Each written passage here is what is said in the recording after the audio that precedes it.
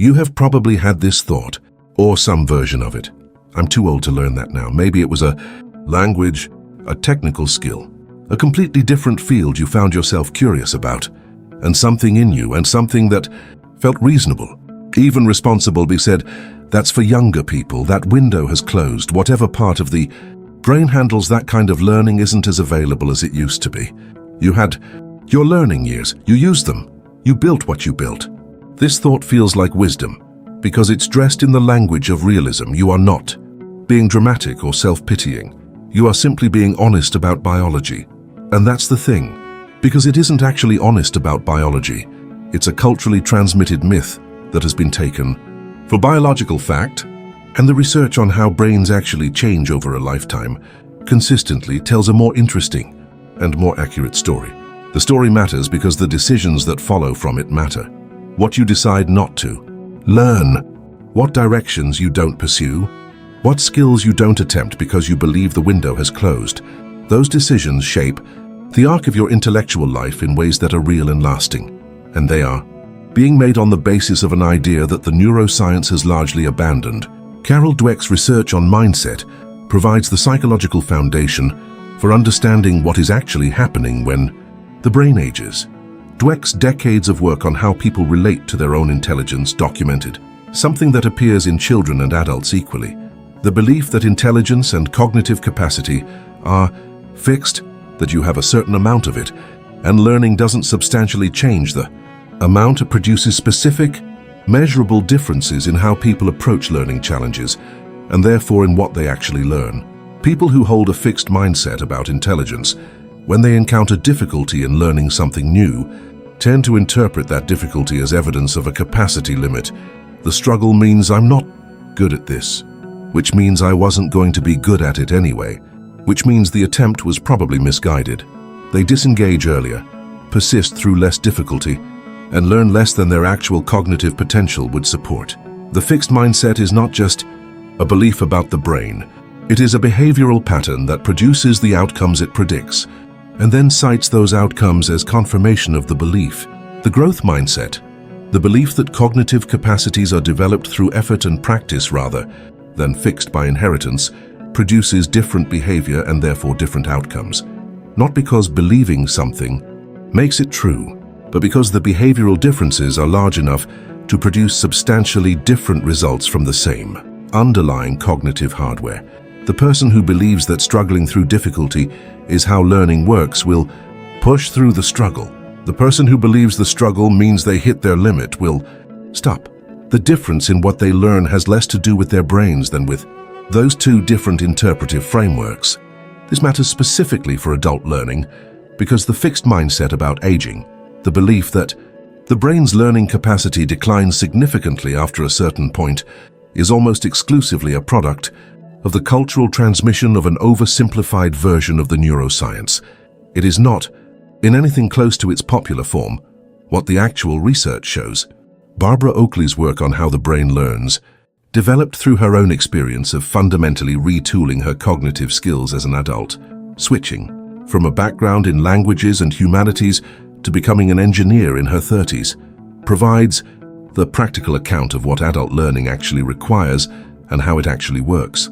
Oakley's research on learning mechanisms distinguishes between two modes of brain operation that are both essential to effective learning-focused mode, in which the brain directs concentrated attention to a specific problem, and diffuse mode, in which the brain operates in a more relaxed, associative state that is essential for integrating and consolidating what focused mode has been working on. The key insight for adult learners is that neither mode alone is sufficient.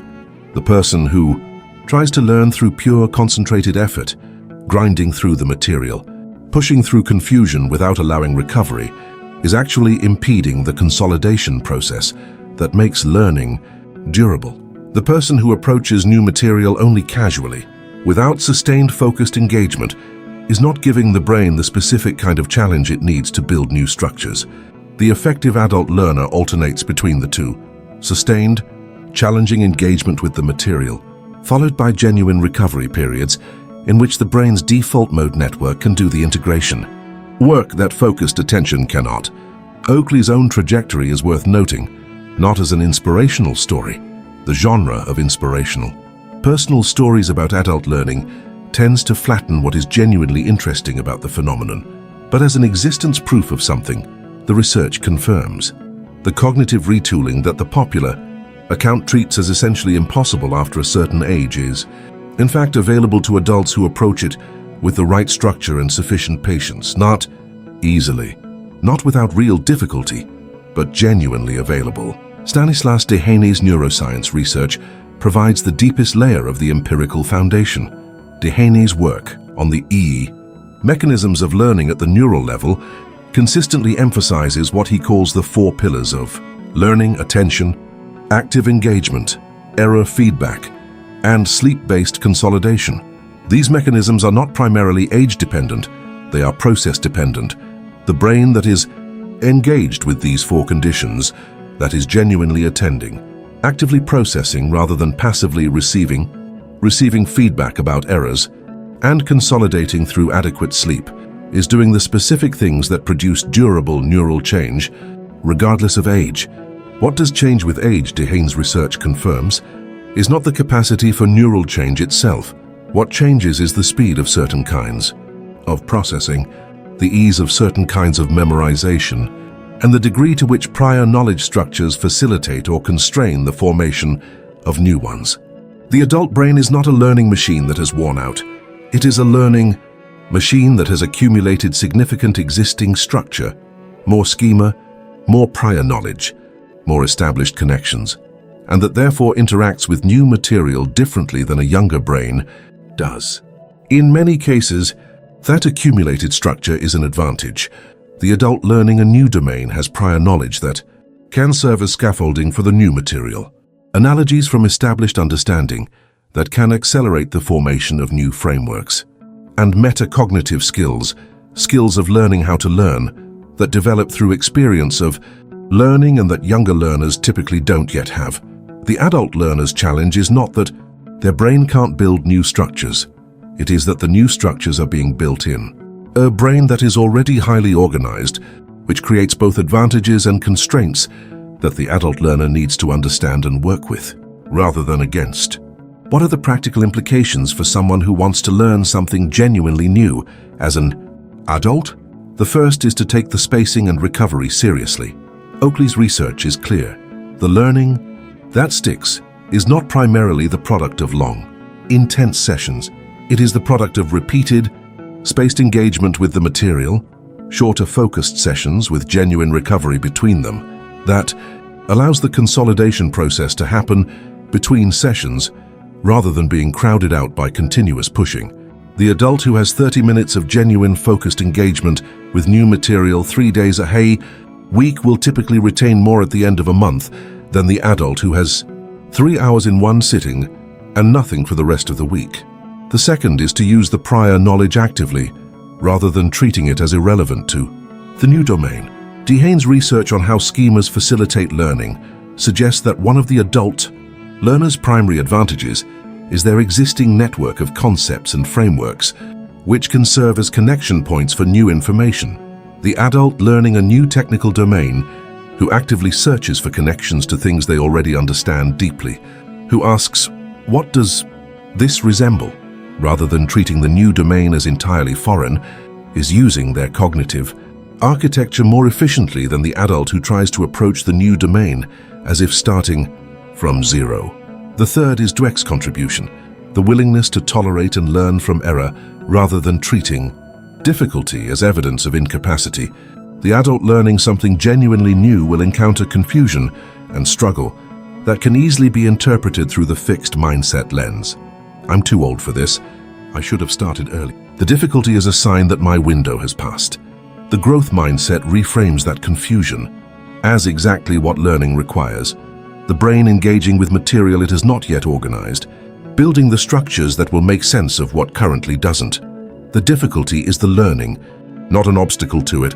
The fourth, the one that the research consistently identifies as most limiting for adult learners, who have the first 3 in place, is protecting enough unstructured cognitive time for consolidation to happen.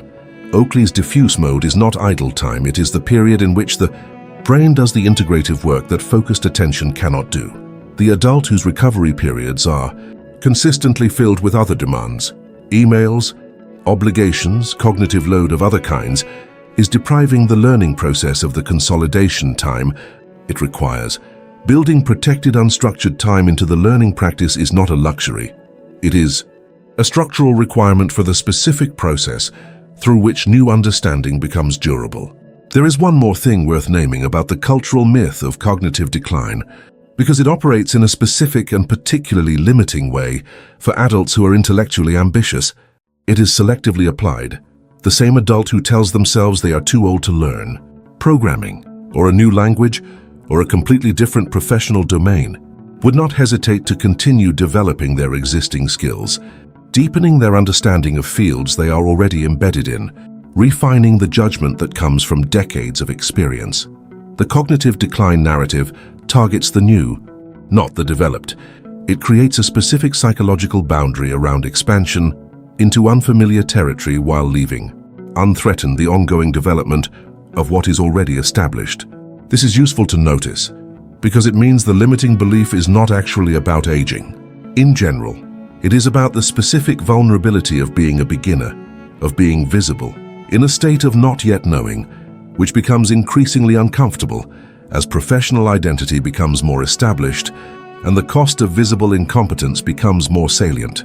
The person who is afraid of learning something genuinely new in their 40s or 50s is often not primarily afraid of the cognitive challenge. They are afraid of the temporary identity disruption that genuine learning requires, the period of not knowing, of making beginner mistakes, of being unable to perform with the fluency that their existing expertise produces in them. Dweck's research is directly relevant here. The growth mindset is not just a belief about capacity. It is a tolerance for the specific psychological discomfort of genuine learning, the confusion, the error, the gap between current performance and aspired performance. That tolerance is not innate. It is developed. And for adults who have spent years building strong professional identities around competence in specific domains, it may require more deliberate cultivation than it did when beginning was the natural state rather than an interruption of established capability. The window has not closed. That was never the right frame. What is true is that adult learning requires a different approach than learning at 20, one that uses the specific advantages of the adult brain while working with the genuine constraints rather than pretending they don't exist. The brain that is genuinely engaged with material that genuinely interests it, using the conditions that the neuroscience identifies as essential, is doing exactly what it is capable of doing at any age, which is more than the myth of cognitive aging has been telling you. The next thread examines how the belief that you are or aren't smart, not the reality of your cognitive capacity, but the story you carry about it, shapes what you actually become capable of over time, and what the research reveals about changing that story in ways that produce genuine and measurable results. Before continuing, think about one domain you stopped pursuing or never fully started just because you told yourself it was too late, or that it wasn't the kind of thing your brain does well. What would you need to believe about your brain's capacity to take that seriously again? The answer is probably already supported by the neuroscience. The question is whether you are willing to update on it.